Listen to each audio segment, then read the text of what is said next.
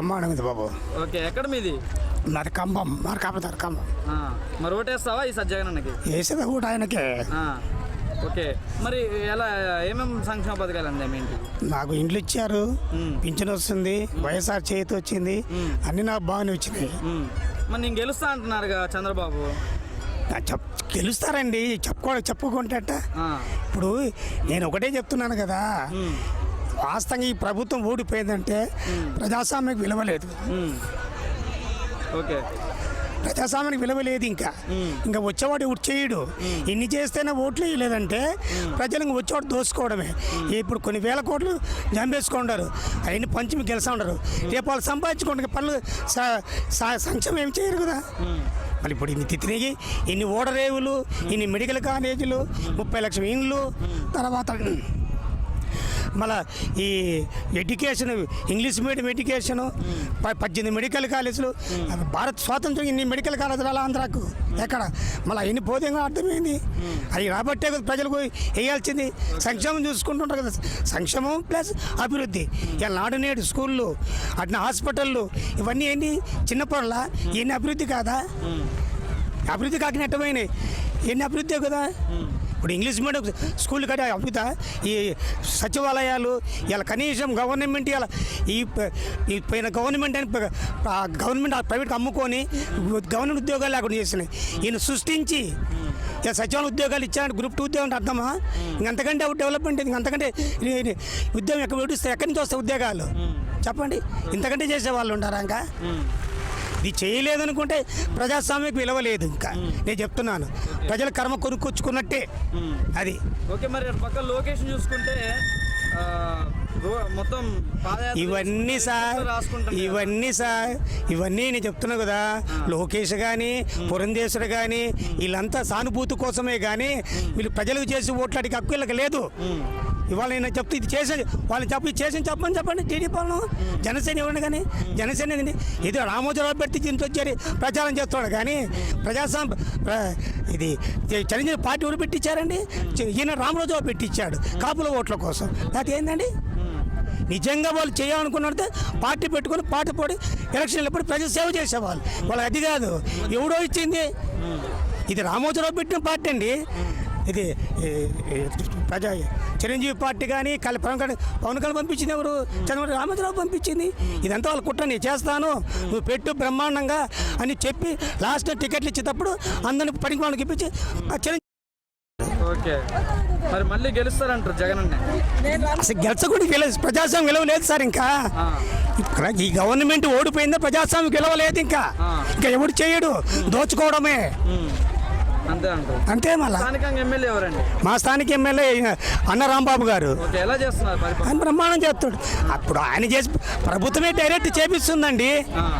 ఇప్పుడు వాలంటీర్లు పెట్టి ఎమ్మెల్యే వాళ్ళని కాకుండా ప్రజాస్వామ్యం గవర్నమెంట్ మనుషుల దగ్గర పంపిస్తుంది. బ్రహ్మాండంగా ఉంది.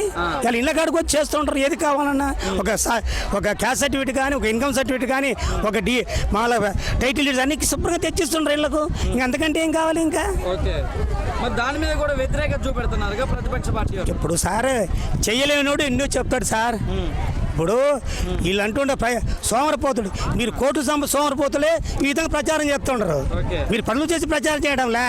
ఇప్పుడు ప్రజలకు ఇచ్చే సోమరపోతులు అయినారంటున్నారు. బాగానే ఉంది. మీరు కోట్లు కూడా సంపాదించుకొని సోమరపోతులే ప్రజలకు తప్పుడు సమాచారం ఇస్తుంటారు. ఫస్ట్ సోమరపోతులు మీరు, ప్రజలు ఇచ్చే గవర్నమెంట్ కాదు. ప్రజలు పని చేసుకుని పంగమని ఉండరు. సోమరపోతులు మీరయ్యారు. కోట్లు సంపాదించుకొని ఆ వచ్చిన బడ్జెట్లో రామోజీరావు కొంత వీళ్ళంతా పంచుకొని ఎమ్మెల్యేలు, మినిస్టర్లు కోటీసులు అయ్యారండి. ప్రజలు కోటిచ్చారు చెప్పని వాళ్ళు అసలు ఇలా సోమరపోతులు, మీరు సోమరపోతులు. ఈ దొంగ ప్రచారం చేసుకుంటా, దొంగ ప్రచారం చేసుకుంటా రాష్ట్రాన్ని నాశనం చేస్తుంటారు మీరు. అంతేగాని జగన్ అన్న పరిపాలన బాగుందంటారు. ఇటువంటి ప్రభుత్వం రాబోదండి. ఈ ప్రభుత్వం ఓడిపోయింది, ప్రజాస్వామ్యానికి విలువలేదు. ఇంకా వచ్చేవాడు ఎవడు చేయడు. ఇంత చేస్తే ఓట్లు అయినప్పుడు వచ్చేవాడు ఎందుకు చేస్తాడు? సంపాదించుకుంటాడు. ఇంకంతే. ప్రజల కర్మ అది మనకు అనుకోవచ్చింది, ఇంకేం లేదు. చెప్పండి ఇంకా. Okay, thank you. జగనన్న పాలన సూపర్.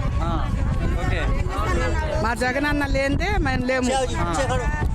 జగనన్న మాకు ఇస్తున్నాడు, ఇల్లు స్థలాలు ఇస్తున్నాడని ఎంతో మంది వచ్చాము మేము, పిల్లలు తల్లులు అందరూ వచ్చాము. మా జగనన్న ఇది నిల్చోబెట్టుకుంటే ఎంతో మెజార్టీతో వస్తాడు. మా జగనన్న పరిపాలన సూపర్. ఓకే, మళ్ళీ వేస్తారా ఓటు మరి? వేస్తాము, మా జగనన్నకే వేస్తాం ఓటు. ఓకే, మా జగనన్న అభిమానం ఎందుకు జగనన్న అంటే మీకు? మాకు జగనన్న అంటేనే అభిమానం. రాజన్న కాడి నుంచే ఇది మాకుందే, ఫస్ట్ నుంచే మాకు జగనన్న అంటే రాజన్న అంటేనే మాకు పరిపాలన. ఓకే, మరి ఇటు పక్క చూసుకుంటే మైనారిటీస్ ని మోసం చేస్తుండే జగన్, వాళ్ళకి అన్యాయం చేస్తాడు. అన్ని వస్తూనే ఉన్నాయి కదా, మోసం ఏం చేశాడు? మాకు అన్ని వస్తున్నాయి కదా. చంద్రబాబు నాయుడు అంటుండగా మిమ్మల్ని మోసం చేస్తున్నాడు. ముందు చెప్తా ఉంటారు, ఇది లోకం కదా, చెప్తా ఉంటారు. వాళ్ళు చెప్పింది అన్ని జరగవు కదా. మా జగనన్న అన్ని ఇచ్చాడు, మాకు అన్ని పథకాలు ఇచ్చాడు ఆడవాళ్ళకి. ఆయన గురించి మేము అందరం బయటకు వచ్చాము, మాకు అన్ని జరుగుతున్నాయి. మరి ఈసారి మైనారిటీస్ ఓట్లని నాకేం పవన్ కళ్యాణ్ అంటున్నాడు కదా. పవన్ కళ్యాణ్ అట్లాగే చెప్పుకుంటున్నాడు. పవన్ కళ్యాణ్ వాళ్ళకి అసలు సిగ్గు సరం ఏమీ లేదు. అన్నయ్య ఏమో ఇటు వచ్చాడు, తమ్ముడేమో అటు పోయాడు. అది వాళ్ళకి అసలు లేనే లేదు. వాళ్ళే మన జగన్ అన్నకే మేము వేసేది ఓటు. మా జగన్ అన్నే మాకు పరిపాలన, ఏదైనా కానీ మా జగన్ అన్నకే. లోకేష్ పరిస్థితి ఎలా ఉందమ్మా? తిరుగుతాను కదా రెడ్ బుక్ పట్టుకొని. తిరగని లోకేష్ అంటే వాళ్ళ కోసం వాళ్ళు తిరుగుతున్నారు, మన కోసం అయితే తిరగటం లేదు కదా. వాళ్ళకు ఉంటది, మనది మాకే ఉంటది. ప్రజల కోసమే తిరుగుతానంటాను కదా లోకేష్. చెప్తా ఉంటారు చేసే తప్పులన్నీ రెడ్ బుక్ లో రాసుకుంటున్నాను. జగన్ అన్న చెప్తున్నాడని తప్పులని ఆయన చెప్తే అయిపోతుందా ఏంటి? ప్రజలు ఉండాలా, ప్రజల్లో ఎవరికి వచ్చి మాట్లాడమని చెప్పు. జగన్ అన్న చేసే తప్పని, జగన్ అన్న చేసే తప్పు అని చెప్పి నిరూపించమను. మా జగన్ అన్నే కరెక్ట్ మాకు.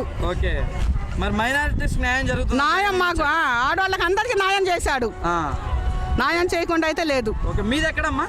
మాది ఒంగోలు. ఓకే, మరి బాలినేని శ్రీనివాస్ గారు ఎలా చేశారమ్మా? మా శ్రీనివాస్ అన్నతోటి నేను వాసన్నతోటి తిరిగినప్పుడు పరిపాలన నేను అన్నతోటే తిరిగాను, నేను అన్నతోటే ఉన్నాను. జగన్ అన్న వాళ్ళ ఇంటికి కూడా వెళ్ళా, షర్మిల అమ్మతోటి కూడా నేను పాదయాత్ర చేశాను. నాకైతే వాసన్న వాళ్ళు కూడా మాకు న్యాయమే చేశారు. ఓకే, మరి షర్మిల అంటుంది సొంత చెల్లికి న్యాయం చేయలేదు, ఆంధ్రప్రదేశ్ మహిళలకు ఏం న్యాయం చేస్తారంటుందిగా. ఇప్పుడు పడినప్పుడు అన్నదమ్ములకి ఇద్దరికి అక్కకి అన్నకి పడలేదు, ఏదో చెప్తుంది. చెప్పినప్పుడు ఏది కాదు కదా, చెప్పిందే కరెక్ట్ అని ఎవరు అనుకుంటున్నారు? లోకల్ అయితే అనుకోవటం లేదు కదా. ఆమె ఏందో అడుగుతుంది, వాళ్ళు ఆస్తి గొడవలు అంటున్నారు, అంత మించి ఏమీ లేదు. ఓకే, మరి ఈసారి ఎన్ని సీట్లు వచ్చే అవకాశాలు ఉన్నాయి జగన్? మా జగన్ అన్నే వస్తాడు, ఫస్ట్ క్లాస్గా ఫస్ట్ ఆయన ఎన్నో సీట్లతో మెజార్టీతో వస్తాడు. మరి ఇక్కడ మన స్థానిక ఎమ్మెల్యే ఎంత మెజారిటీ వస్తుంది అనుకుంటున్నారు శ్రీనివాస్ గారికి? శ్రీనివాస్ అన్న ఇక్కడ మా వాస్ అన్నకైతే ఒంగోలులో అందరికన్నా మెజార్టీ వస్తుంది అనుకుంటున్నాం. ఎక్కువ మెజారిటీ వస్తుంది. ఇప్పుడు మా జగన్ అన్న వస్తే 3 రాజధానులు చేస్తాడని చెప్పి మేము నమ్మకంగా ఉన్నాము, కావాలి అనుకుంటున్నాము. బాగానే ఉంది. ఓకే, ఎక్కడి నుంచి వచ్చారు మీరు? ఒంగోలు నుంచి వచ్చాం. ఓకే, మరి ఈసారి ఎన్ని సీట్లు వస్తాయి అనుకుంటారు జగన్ అన్నకి? 175కి. ఏం చెప్పండి. మీ ఇంట్లో మంచి జరిగితే ఓటేయమంటాను కదా జగన్ అన్న, మరి మీ ఇంట్లో మంచి జరిగిందా? జరిగింది. ఏం మంచి జరిగిందమ్మా జగన్ అన్న వల్ల మీకు? మాకు ఇళ్ళ పట్టాలు ఇస్తున్నాడు, మాకు ఇల్లు లేవు, అమ్మఒడి వేస్తున్నాడు. ఓకే, నాడు నేడు కార్యక్రమం ఎలా ఉందమ్మా? బాగానే. స్కూల్స్ మీ పిల్లలు ఎక్కడ చదువుకుంటున్నారు? మా పిల్లలు చిన్న పిల్లలే, ఒక అబ్బాయి చిన్న అబ్బాయే, ఒక అబ్బాయి 5th క్లాస్ చదువుతున్నాడు. ఓకే, మరి ఎలా ఉంది? ట్యాబ్స్ అవన్నీ ఇస్తున్నారు కదా, బైజూస్తో స్టడీస్ చెప్తున్నారు. బాగానే ఉంది. బాగానే ఉందా? మరి ఈసారి గెలిపించుకుంటారా మళ్ళీ జగన్ అన్నని? గెలిపించుకుంటాం. మళ్ళీ గెలిపించుకుంటారు. శ్రీనివాస్ గారు ఎలా చేశారు? బాలినేని శ్రీనివాస్ గారు ఎమ్మెల్యేగా బాగానే చేశారు ఒంగోలులో. మరి ఒంగోలు అభివృద్ధి చెందిందా మరి ఎమ్మెల్యే వల్ల? చెందింది. ఓకే, మరి వాలంటీర్ వ్యవస్థ ఎలా ఉందమ్మా? బాగానే ఉంది. బాగుందా?